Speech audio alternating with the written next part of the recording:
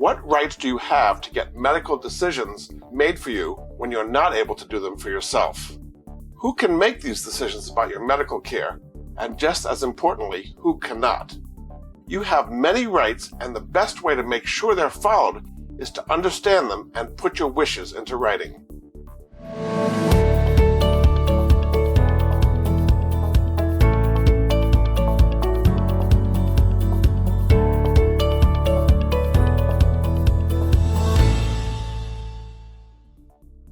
Hi everyone, I'm Jordan Goodman, America's Money Answers Man. I'm here to help you understand and make informed financial decisions, like understanding what your medical rights are and how to protect them. Let's first take a look at the medical rights you don't automatically have if you don't have correct documents in place. Usually your unmarried partner cannot make health decisions for you if you're too ill or unable to do so for yourself.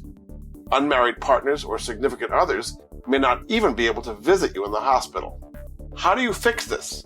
Set up a healthcare proxy, also known as a healthcare power of attorney or durable power of attorney, to ensure your partner has legal rights to participate in your care. Make sure you choose the form that's designated for the state you live in. You can fill in any of these forms with my affiliate Legal Templates, and you can find a link to them in the video description. While you're at it, make sure to set up a financial power of attorney so your partner can pay your bills when you can't. What rights do you have? Many of your medical rights are protected under the Federal Emergency Medical Treatment and Active Labor Act. For example, you're guaranteed the right to stabilizing treatment at any emergency room in the United States, regardless of your ability to pay. You've got other medical rights under state and federal law.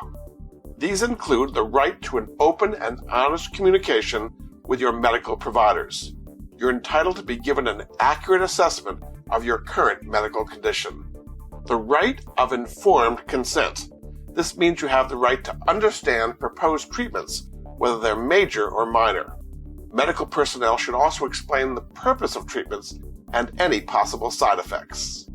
The right to refuse or stop any medical treatment, and the right to ask questions about any treatment. If you're unable to give voluntary or informed consent, your medical decisions will be made either by your legal representative or by your doctor and family if you haven't assigned a representative. The right to confidentiality. Your medical information should only be shared when you give authorization in writing or when required by law. The right to decide whether or not you want cardiopulmonary resuscitation authorized by a Do Not Resuscitate order, also known as a DNR. The right to direct your doctors to use a ventilator, feeding tube, or other life support devices, or refrain from using them if you prefer. The right to donate your organs and body after death. To make sure your wishes are implemented, you must have them written in legal form. If your living will does not designate who can make healthcare decisions on your behalf when you cannot, you'll need a healthcare proxy or medical power of attorney.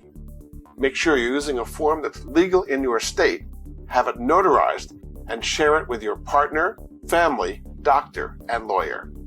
You'll feel much better knowing that your wishes for medical treatment are clearly laid out in advance, so there's no need to scramble when they're needed.